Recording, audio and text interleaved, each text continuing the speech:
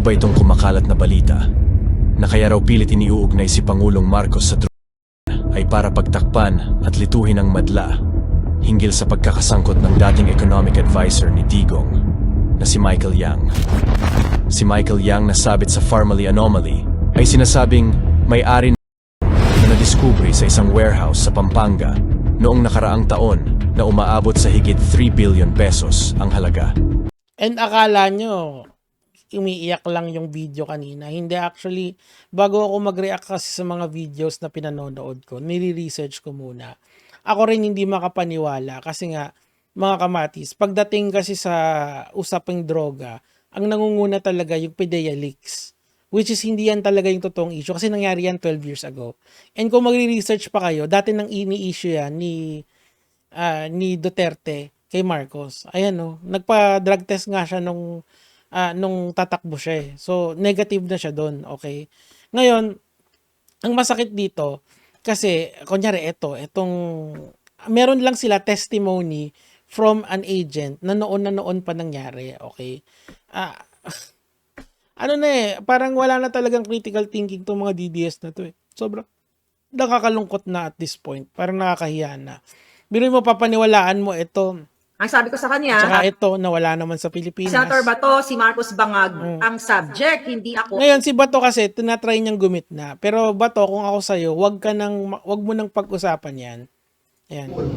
The Filipino people. Ayan. Ayaw.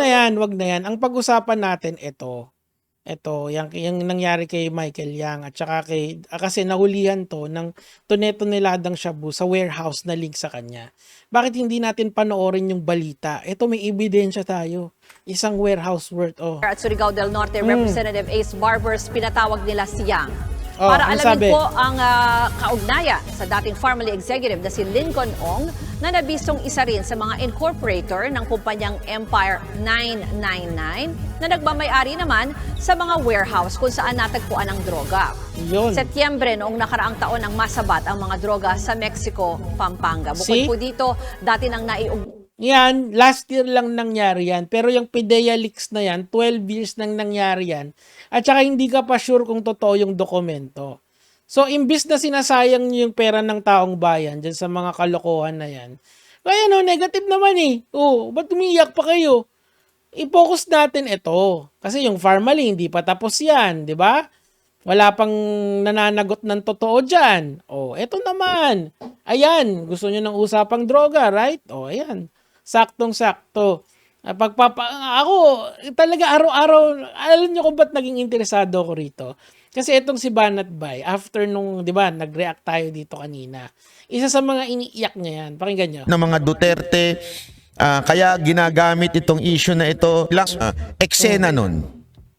Nakakatulong ho ba para bumagsak si Marcos? O para masira ang imahe niya? O ang nagiging dating lang, ang toxic na mga Duterte, kaya ginagamit itong issue na ito, ginamit niya na to noong 2022, tapos ginagamit na naman niya ngayon. Kasi ganun ang dating sa ibang taas. Ako, yun mga Yun, di ba? So, kita nyo, yan yung nila, ni-reverberate nila sa echo chamber nila ng mga followers nila. Pero hindi yan yung totoong issue, pare. Ang totoong issue, yung mga cohorts ni Duterte. 'Di ba? And marami pa yan eh. Malalim yan eh. Kaya nga kailangan ng investigation dito. Ako, pabor ako sa investigation. Pakinggan natin to. Malaman, ano ho ba yung pagkaka-involve Ayan. nito mga kumpanyang ito dun sa pagpapadala o pag-i-smuggle ng droga. Yun, Kasi isa na ho nakita natin, yung warehouse dito sa Mexico, Pampanga, na ang may-ari ay yung Empire 999, doon ho nakita, doon ho dineliver yung shabu. Na Diba? 2.6 billion po ang halaga. Yung sinasabi niyo earlier, Congressman, that this is just more than an issue about illegal drugs na po. That's right. That is correct. No? Kasi nga, gagaya nung nakita namin, bukod sa issue ng droga, meron din palang issue ito, maaring national security issue na rin ito. Kasi mga Chinese na naman yung involved. Kikita nyo si Duterte, galit na galit siya sa mga drug user at saka mga nagtutulak dito sa Pilipinas. Pero ang laging kanyang tinitira or pinapatay ay yung mga Pilipino, 'di ba? Yung mga Espinosa, yung mga Paruhinog, 'di ba? These are all victims of Duterte's drug war nang walang due process. Ngayon, yung mga tropa niya, in fairness kay Marcos, whether you like him or not, bibigyan ng due process. Hearing muna. Tapos, kapag may probable cause, yun na, di ba? Maganda yan. Exciting part yan. And yan ang kailangan natin pag-usapan. Hindi yung 12 years old na papel. Teka, gawin natin parang si Banat Bay. Hindi yung 12 years old na papel. Wala nang may pakialam dyan. 12 years na yan, malamang. Kung totoo man yan, wala na sa sistema ng tao. Baka one time, big time lang yan. O kaya hindi yan totoo, outright. O. Pero ito ang totoo. Incorporator ng warehouse, itong Michael Yang na to. And involved yan sa Farmally dati. Kung merong dapat imbestigahan siya at saka yung mga tropa niya. Pero anyari, balik tayo dito sa PIDEA leaks na walang kwenta. Pucha, yan ang hirap sa mga Pilipino. Eto, bago lumipat sa kabilang parlor. Wala ganun talaga. Ang mga DDS, wala namang loyalty yan. Ako, mas gusto ko talagang managot yung mga tropa pips ni Duterte. Kung meron man talaga. Kasi, hindi mo nga alam kung nasa na yan eh. Di ba? Tuloy natin dito. Oh. Bakit? Marami pong mga Chinese nationals na Yun. bumibili ho ng daang-daan hektarya na lupa dito sa Yun. atin. No? Yung O iba di ba si Sanchay kakahuli lang. nung na-discover natin, dyan ho sa Mexico, Pampanga, at dito rin ho sa San Simon, Pampanga. No? Ayun. Obviously, meron hong buying spree na ginagawa itong mga Chinese dito, and we should be alarmed. No? Okay. Kasi O, unang 'di ba? Bukod dun sa mga warehouse, meron pang actually nga totoo, nagkalat na talaga eh. Sobra iba talaga, man. Kaya ako pabor ako talaga dito sa hearing na to if ever. Kasi nga grabe. Anyway, tuloy na natin. una, hindi ho itong mga Pilipino. Wala hong patunay na sila ay Pilipino. Although, ang kanilang pinapakitang dokumento ay Filipino passport, na-discover din ho namin in several occasions na maraming Chinese na gumagamit ho ng Filipino passport. Oo, 'di ba? May nahuli diyan nung isang araw lang.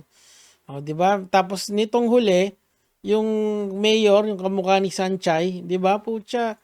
Hindi pala yun, binati pa ng papakita ko sa inyo. Ang tibay kasi talaga, men, like sobrang lupit talaga 'yan. Asan ba 'yon? Ito. Ayan, oh. Dito, ganyan para mas maganda. Ayan. Tapos, binati siya ng mismong, nung China. Ang basa daw dito, ang sabi sa akin, Chinese, province of, first mayor ng Philippines, province of China. So, meron ng ganong mentality, ang mga Chinese dito, nasa kanila ng Pilipinas. Kaya nga angas eh. Mga kamatis, mga kaibigan, now is the time na panagutin natin yung mga tropa ni Duterte. Including, of course, yung mga Chinese nationals na pinlant niya rito para maghasik ng mali. Hindi po ako galit sa mga Chinese, okay? Actually, I love China. Siopaw, siomai,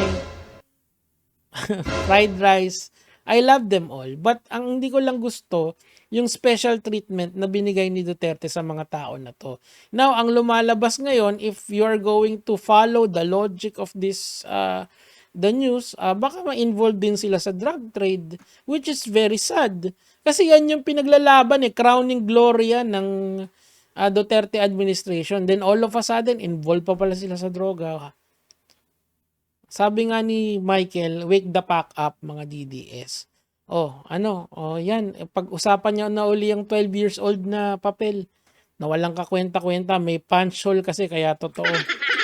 Diba? Critical thinking is a must. Yun lang naman, gege mga